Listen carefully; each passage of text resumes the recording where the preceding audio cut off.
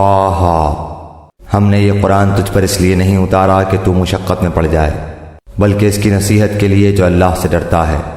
اس کا اتارنا اس کی طرف سے ہے جس نے زمین کو اور بلند آسمانوں کو پیدا کیا ہے، جو رحمان ہے عرش پر قائم ہے، جس کی ملکیت آسمانوں اور زمین اور ان دونوں کے درمیان اور کرۂ خاک کے نیچے کی ہر ایک چیز پر ہے۔ اگر تو اونچی بات کہے تو وہ تو ہر ایک پوشیدہ بلکہ پوشیدہ سے پوشیدہ تر چیز کو بھی بخوبی جانتا ہے۔ وہی اللہ ہے جس کے سوا کوئی معبود نہیں، بہترین نام اسی کے ہیں۔ تجھے موسیٰ علیہ السلام کا قصہ بھی معلوم ہے، جبکہ اس نے آگ دیکھ کر اپنے گھر والوں سے کہا کہ تم ذرا سی دیر ٹھہر جاؤ، مجھے آگ دکھائی دی ہے، بہت ممکن ہے کہ میں اس کا کوئی انگارہ تمہارے پاس لاؤں یا آگ کے پاس سے راستے کی اطلاع پاؤں۔ جب وہ وہاں پہنچے تو آواز دی گئی، اے موسیٰ، یقیناً میں ہی تیرا پروردگار ہوں، تو اپنی جوتیاں اتار دے کیونکہ تو پاک میدان طویٰ میں ہے اور میں نے تجھے منتخب کر لیا ہے۔ اب جو وحی کی جائے اسے کان لگا کر سن، بے شک میں ہی اللہ ہوں، میرے سوا عبادت کے لائق اور کوئی نہیں، بس تو میری ہی عبادت کر اور میری یاد کے لیے نماز قائم رکھ۔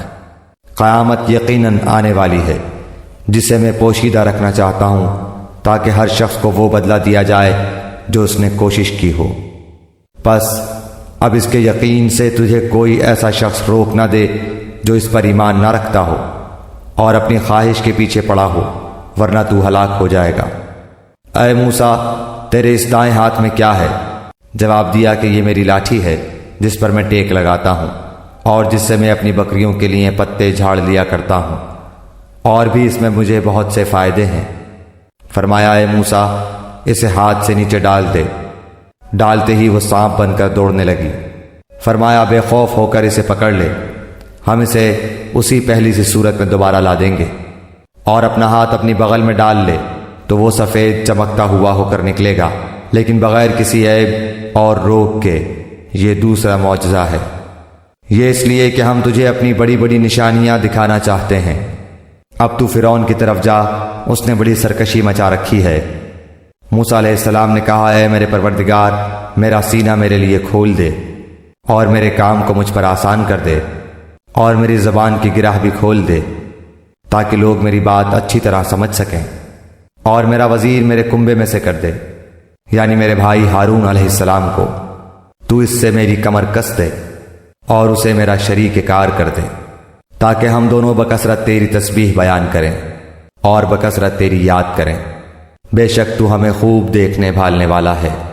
جناب باری تعالیٰ نے فرمایا، موسیٰ، تیرے تمام سوالات پورے کر دیے گئے، ہم نے تو تجھ پر ایک بار اور بھی بڑا احسان کیا ہے، جبکہ ہم نے تیری ماں کو وہ الہام کیا جس کا ذکر اب کیا جا رہا ہے کہ تو اسے صندوق میں بند کر کے دریا میں چھوڑ دے، بس دریا اسے کنارہ لا ڈالے گا اور میرا اور خود اس کا دشمن اسے لے لے گا۔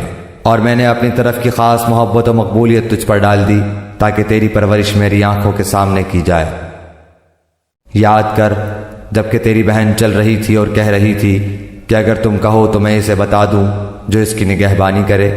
اس تدبیر سے ہم نے تجھے پھر تیری ماں کے پاس پہنچایا کہ اس کی آنکھیں ٹھنڈی رہیں اور وہ غمگین نہ ہو، اور تو نے ایک شخص کو مار ڈالا تھا، اس پر بھی ہم نے تجھے غم سے بچا لیا۔ غرض ہم نے تجھے اچھی طرح آزما لیا، پھر تو کئی سال تک مدین کے لوگوں میں ٹھہرا رہا، پھر تقدیر الہی کے مطابق اے موسیٰ تو آیا، اور میں نے تجھے خاص اپنی ذات کے لیے پسند فرما لیا۔ اب تو اپنے بھائی سمیت میری نشانیاں ہمراہ لیے ہوئے جا، اور خبردار میرے ذکر میں سستی نہ کرنا۔ تم دونوں فرعون کے پاس جاؤ، اس نے بڑی سرکشی کی ہے، اسے نرمی سے سمجھاؤ کہ شاید وہ سمجھ لے یا ڈر جائے۔ دونوں نے کہا، اے ہمارے رب، ہمیں خوف ہے کہ کہیں فرعون ہم پر کوئی زیادتی نہ کرے یا اپنی سرکشی میں بڑھ نہ جائے۔ جواب ملا کہ تم مطلقاً خوف نہ کرو، میں تمہارے ساتھ ہوں اور سنتا دیکھتا رہوں گا۔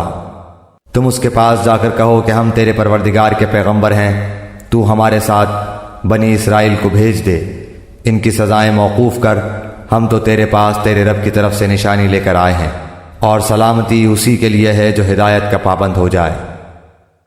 ہماری طرف وحی کی گئی ہے کہ جو جھٹلائے اور روگردانی کرے اس کے لیے عذاب ہے۔ فرعون نے پوچھا کہ اے موسیٰ، تم دونوں کا رب کون ہے؟ جواب دیا کہ ہمارا رب وہ ہے جس نے ہر ایک کو اس کی خاص صورت شکل عنایت فرمائی، پھر راہ سجھا دی۔ اس نے کہا اچھا یہ تو بتاؤ اگلے زمانے والوں کا حال کیا ہونا ہے؟ جواب دیا کہ ان کا علم میرے رب کے ہاں کتاب میں موجود ہے، نہ تو میرا رب غلطی کرتا ہے نہ بھولتا ہے۔ اسی نے تمہارے لیے زمین کو فرش بنایا ہے اور اس میں تمہارے چلنے کے لیے راستے بنائے ہیں، اور آسمان سے پانی بھی وہی برساتا ہے، پھر اس برسات کی وجہ سے مختلف قسم کی پیداوار بھی ہم ہی پیدا کرتے ہیں۔ تم خود کھاؤ اور اپنے چوپایوں کو بھی چراؤ، کچھ شک نہیں کہ اس میں عقل مندوں کے لیے بہت سی نشانیاں ہیں۔ اسی زمین میں سے ہم نے تمہیں پیدا کیا اور اسی میں پھر واپس لوٹائیں گے، اور اسی سے پھر دوبارہ تم سب کو نکال کھڑا کریں گے۔ ہم نے اسے اپنی سب نشانیاں دکھا دیں، لیکن پھر بھی اس نے جھٹلایا اور انکار کر دیا۔ کہنے لگا اے موسیٰ، کیا تو اسی لیے آیا ہے کہ ہمیں اپنے جادو کے زور سے ہمارے ملک سے باہر نکال دے؟ اچھا ہم بھی تیرے مقابلے میں اسی جیسا جادو ضرور لائیں گے، پس تو ہمارے اور اپنے درمیان ایک وعدے کا وقت مقرر کر لے کہ نہ ہم اس کا خلاف کریں اور نہ تو، صاف میدان میں مقابلہ ہو۔ موسیٰ علیہ السلام نے جواب دیا کہ زینت اور جشن کے دن کا وعدہ ہے، اور یہ کہ لوگ دن چڑھے ہی جمع ہو جائیں۔ پس فرعون لوٹ گیا اور اس نے اپنے ہتھ کنڈے جمع کیے، پھر آ گیا۔ موسیٰ علیہ السلام نے ان سے کہا تمہاری شامت آ چکی، اللہ تعالیٰ پر جھوٹ اور افطرا نہ باندھو کہ وہ تمہیں عذابوں سے ملیا میٹ کر دے۔ یاد رکھو وہ کبھی کامیاب نہ ہوگا جس نے جھوٹی بات گڑھی۔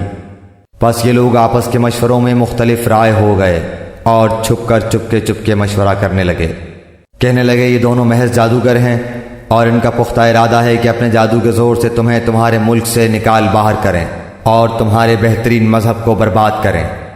تو تم بھی اپنا کوئی داؤ اٹھا نہ رکھو، پھر صف بندی کر کے آؤ، جو آج غالب آ گیا وہی بازی لے گیا۔ کہنے لگے کہ اے موسیٰ، یا تو پہلے ڈال یا ہم پہلے ڈالنے والے بن جائیں۔ جواب دیا کہ نہیں، تم ہی پہلے ڈالو۔ اب تو موسیٰ علیہ السلام کو یہ خیال گزرنے لگا کہ ان کی رسیاں اور لکڑیاں ان کے جادو کے زور سے دوڑ بھاگ رہی ہیں۔ پس موسیٰ علیہ السلام نے اپنے دل ہی دل میں ڈر محسوس کیا۔ ہم نے فرمایا کچھ خوف نہ کر، یقیناً تو ہی غالب اور برتر رہے گا، اور تیرے دائیں ہاتھ میں جو ہے اسے ڈال دے کہ ان کی تمام کاریگری کو وہ نگل جائے۔ انہوں نے جو کچھ بنایا ہے یہ صرف جادوگروں کے کرتب ہیں، اور جادوگر کہیں سے بھی آئے کامیاب نہیں ہوتا۔ اب تو تمام جادوگر سجدے میں گر پڑے اور پکار اٹھے کہ ہم تو ہارون اور موسیٰ علیہ السلام کے رب پر ایمان لائے۔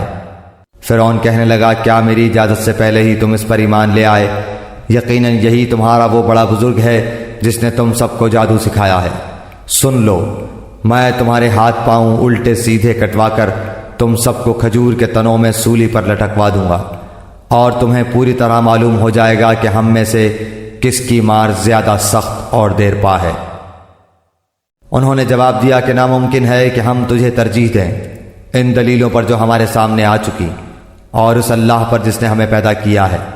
اب تو جو کچھ کرنے والا ہے کر گزر، تو جو کچھ بھی حکم چلا سکتا ہے وہ اسی دنیاوی زندگی میں ہے۔